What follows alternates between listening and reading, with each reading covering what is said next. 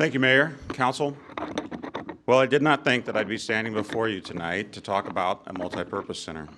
In 2010, when we did our own analysis with staff and we went through the process, we determined that through that process, the general obligation bonds expense and so forth, it was too expensive for the city to consider. So I recommended against, and council agreed at that point. So tonight, I'm excited to be able to talk about this project because we're bringing this something up that we all talked about. We all thought it was something that we should do. So quickly go through the process of the Reinvestment Act.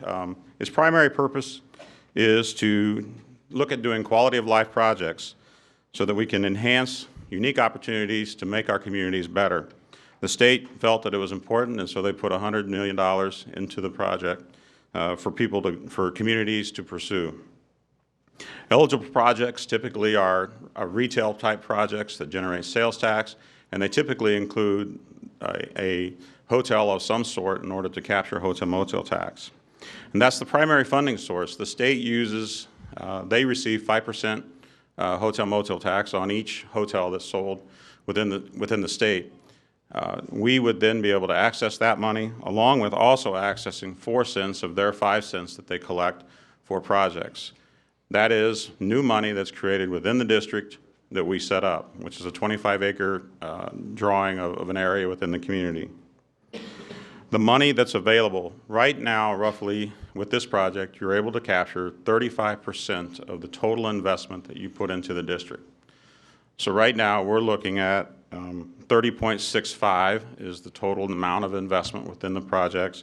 So that's at least 9.6 million that we would be able to access. That's the number that we've been utilizing when we look at money that we'll be able to receive from this project. Oops, wrong way.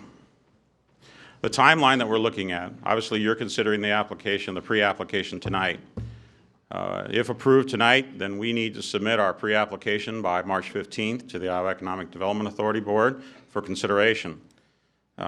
We'll be notified no later than June 30th if we're asked to submit a full application. And at that point, then we need to work at putting all the parts and pieces to finalize together to their liking and then be approved again by the March 15th, 2016 for the full application. Once approved for the full application, then we'll be able to begin construction on the multi-purpose arena and the other projects. Now, if you look at this map, this is a map that shows the area that we're going to outline as our district. And I'll start up to the north. This is the current Alliant building. This is the city's parking lot. Goes around over here to our gravel lot that is at 2nd Street Northeast and Federal. And then comes down the right-of-way of Federal to encompass the mall. We jut out here for this parking lot. There may be some issues relative to pedestrian crossing signals and those types of things that we have an interest at putting some funds towards. And then we come down to the south around the bottom end of the mall. So that's the 24.85 acres that would be our district. Our application is basically 5 parts. The Courtyard Hotel downtown development, which is projected to be $10 million expense. The multipurpose arena, which would be a $12 million expense. The mixed-use development at $2.5 million for construction.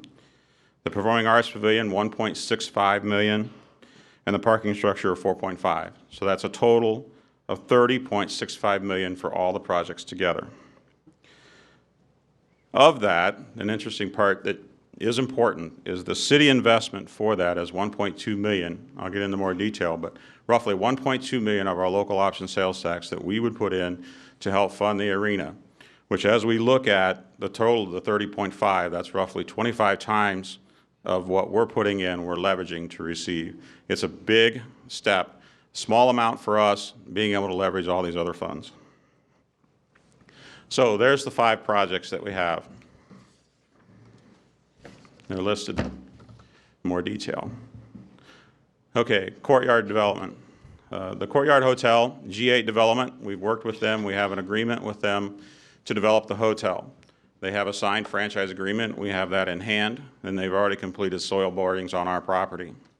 They've hired an architect that's beginning to design the hotel, And Mr. Choder, the owner of G8 Development, is planning to visit Iowa in March and hopefully continue our negotiations for the development agreement. Let's see. We have received a letter of support from Historic Park Inn relative to this project, that they are in support of this additional hotel development with its additional conference space. Will actually work very well with them, and we feel that that's an important part of this project. The hotel, as I mentioned earlier, it is the revenue driver for this district. Very important that this hotel continue to move forward and happen. This is a layout of the project.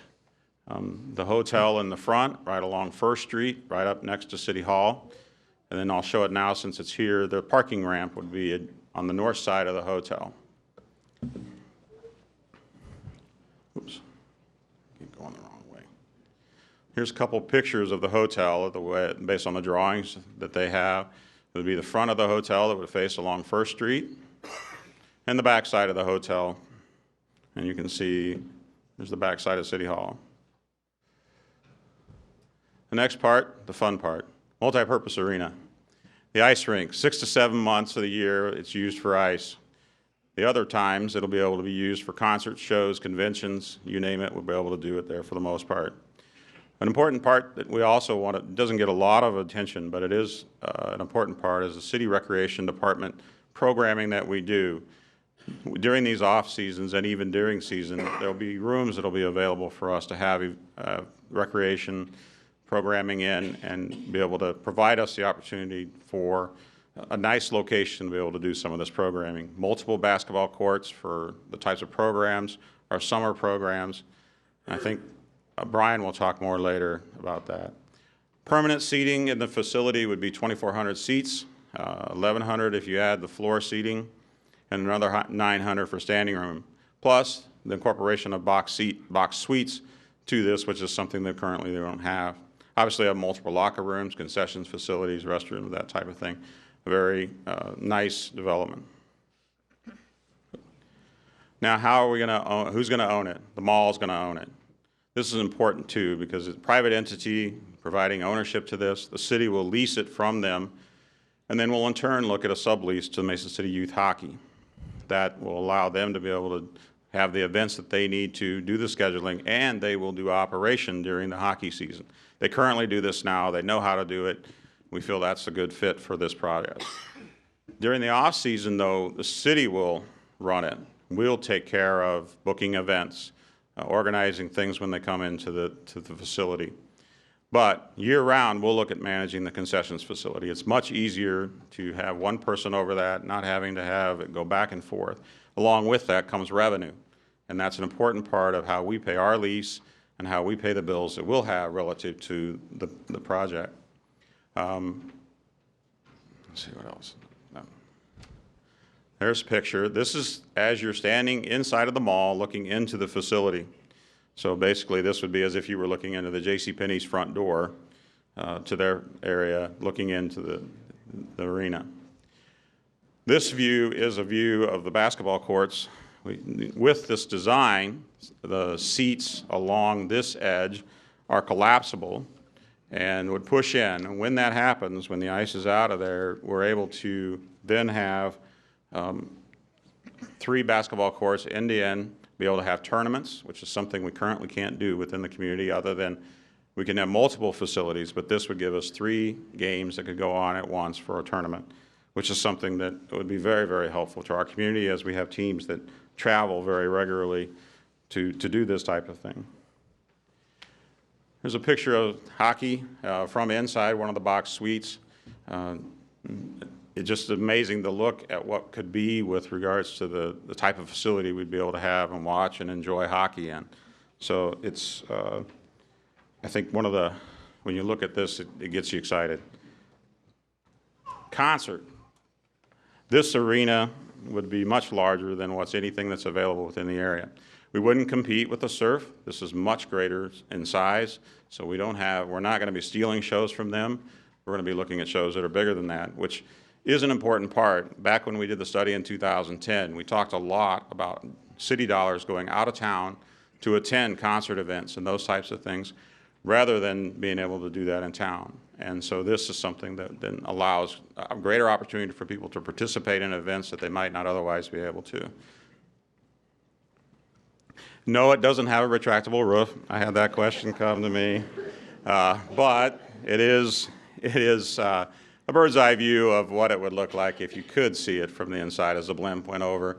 But it's just neat to see that also. It gives you a better idea of how this is the west door of JCPenney's, the south door, and how, you know, this would be the service entrance for different vehicles and so forth to access if we were having shows and those types of things. So, okay, how do we fund the arena? Right now, this is the breakdown on how we fund this arena. The first important part is you don't see anywhere in there, it says general obligation bonds. With this project, the way we forecasted it, it won't require that. $4.8 million will come with the Reinvestment Act district. 3.5 would be utilized from TIF money. As I mentioned before, this project is being owned privately, so therefore they will pay property taxes. The mall will pay property taxes on this facility. That drives new taxable value within the city, which then helps us to fund this project through the use of TIF. $2 million in youth hockey funds. They've pledged to, between the equipment and funds that they raise, roughly $2 million to assist with this project. $1.2 million is our local option sales tax. It was recently approved. We have 9 years left in it based on the assessment. It can be used towards recreational type projects. This is clearly a recreational project. We can dedicate $1.2 million of our local option sales tax proceeds over the next 9 years. And today the county stepped up and made a pledge to add $500,000 to this project, and so we have that commitment that's listed on the bottom. Long-term responsibilities. I mentioned this already, the top one. They'll pay taxes on it, on the new valuation that's created. Did I go the wrong way? No. Apologize. So the last part, lease payment, maintenance, repairs. We'll have responsibility for maintaining anything that's inside of the building. The mall will be responsible for the external skin. So when it's time for a roof, that's their responsibility. Mixed-use development is the next project. GA continues to pursue this. They feel there's opportunity for additional retail in this downtown area. But primarily, the other thing they look at is a strong possibility for market-type apartments within the downtown area. We believe that there's a very basically, we're at full capacity with those that are available, and that they feel that there is a need for this and that people want to live in the downtown area.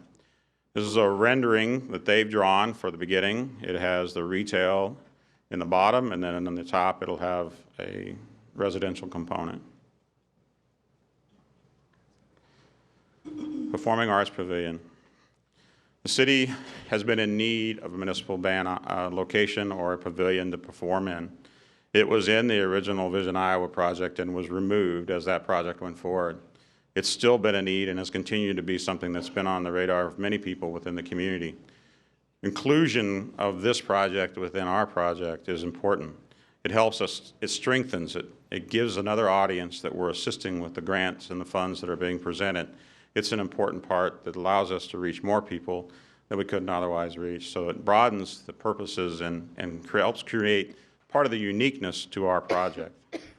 Secondly, it's something that we've also been looking at. As we went through the facade projects, I heard numerous times, boy, it would be nice if we could redo the facade on Southbridge Mall. This will be an opportunity to provide something that we can redo the north facade of Southbridge Mall. Here's a picture. As you can see from the picture, the pavilion is built such that the doors and the facility do not block the neighboring properties. We want to continue to make sure they have access, but it does do is it presents us a great opportunity to be able to have performances in this area. The nice thing is, and we saw it during RAGBRAI, is that with the shape of the Federal Plaza, it really almost is stadium seating. If you're standing at the top by State Street, you're looking down. It provides a great opportunity for people to be able to watch a concert and not be having as much trouble to be able to see the performance because of the natural lay of the land. This is how it would structure out. Here's the existing plaza. Parts would be moved in front, and therefore then creating a stage They would have lights, sound, et cetera, for people to be able to do a performance there. Now, it has also an indoor part.